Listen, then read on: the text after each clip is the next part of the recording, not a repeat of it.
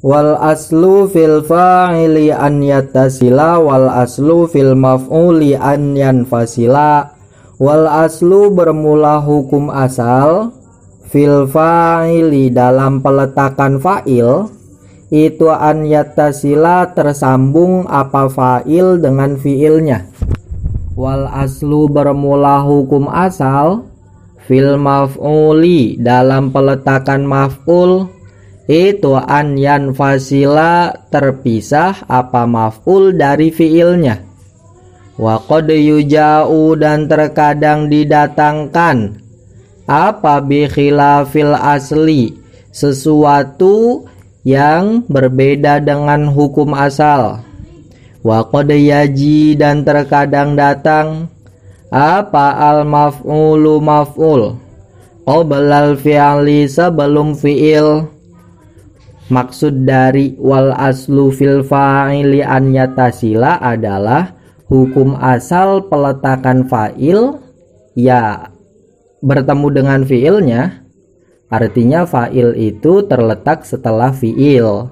Kemudian wal aslu fil maf'uli an yanfasila, hukum asal dalam peletakan maf'ul ya dia terpisah dari fi'ilnya, artinya ketika ada fi'il kemudian fa'il dan maf'ul, maka tata letak yang asli adalah fi'il dulu, kemudian baru fa'il, lalu maf'ul. Berarti seperti contoh doroba Zaidun Amron.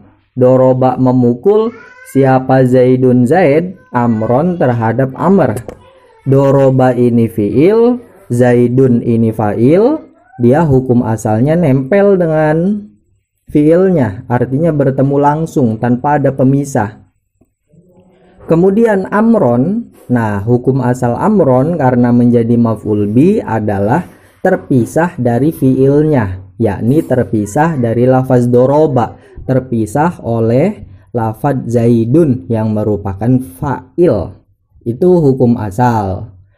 Kemudian wa qad yuja'u bi khilafil asli, maksudnya adalah terkadang hukum asal ini tergantikan, artinya maf'ul diletakkan di tempatnya fa'il, kemudian fa'il diletakkan di tempatnya maf'ul, seperti contoh yang ada di sampingnya doroba Amron Zaidun. Doroba memukul, ini fi'il. Amron terhadap Amr, ini maf'ul bih ya. Kemudian Zaidun, siapa Zaidun? Zaid, ini fa'ilnya. Lah ini sudah berbeda dengan hukum asal. Kalau hukum asal Zaidun sebagai fa'il terletak setelah fi'il, tapi dalam contoh ini dia diletakkan setelah maf'ul bih, yakni lafaz Amron. Dan lafaz Amron kalau hukum asal dia harusnya ya terpisah dari fiilnya, tapi dalam contoh ini dia muttasil, dia bertemu langsung dengan fiilnya. Itu maksud dari wa qad yuja'u bi khilafil asli. Kemudian wa qad yajil maf'ulu qoblal fi'li, itu maksudnya terkadang maf'ul diletakkan sebelum fiil. Itu seperti contoh yang di sampingnya, Amron doroba Zaidun. Amron terhadap Amr, doroba memukul siapa Zaidun Zaid. Jadi Amron yang statusnya sebagai maf'ul bih ini diletakkan sebelum doroba yang statusnya sebagai fi'il, gitu. Itu jadi hukum asal peletakan fa'il, kemudian hukum asal peletakan maf'ul bih ini hanya sekedar ya hukum asal. Bisa juga maksudnya peletakan ini diubah gitu. Maf'ul yang harusnya di urutan nomor 3 secara hukum asal, dia bisa diletakkan di urutan 2, bahkan di urutan nomor 1. Fi'il yang secara asal dia di urutan pertama, bisa dia diletakkan di urutan kedua. Kemudian fa'il secara hukum asal dia di urutan kedua ya, setelah fi'il dia bisa diletakkan di urutan ketiga. Begitu, intinya cuman begitu. Wa akhiril maf'ula in labsun hudzir au udmirul fa'ilu ghairu munhasir.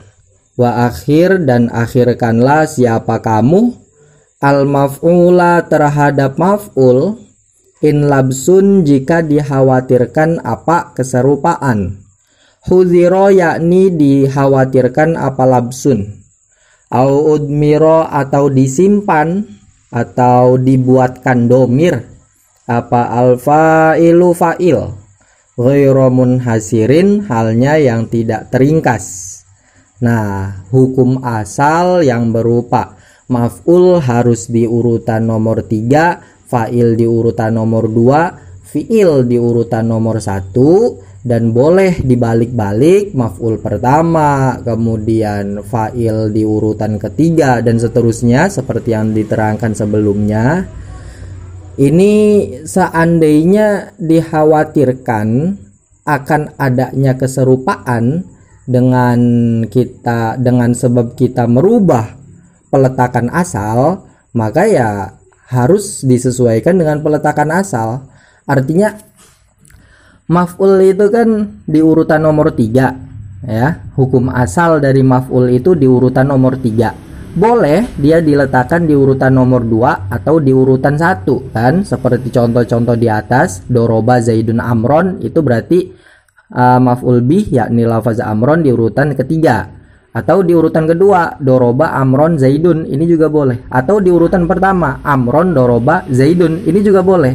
Hukumnya boleh kan, mengurutkan maf'ul di urutan 3, 2 ataupun 1. Tapi secara asal hukum maf'ul itu ya di urutan nomor 3. Nah, kemudian wa akhiril maf'ula in labsun hudzir, ini adalah sebuah teori yang maf'ul harus berada di urutan nomor 3. Tidak boleh dia diletakkan di urutan nomor 2 atau di urutan pertama. Ya, maf'ulnya harus diletakkan di akhir dalam kurung di urutan nomor 3 jika khawatir ada keserupaan. Contoh seperti di bawah itu, doroba Musa Isa. Doroba memukul siapa Musa Isa terhadap Isa.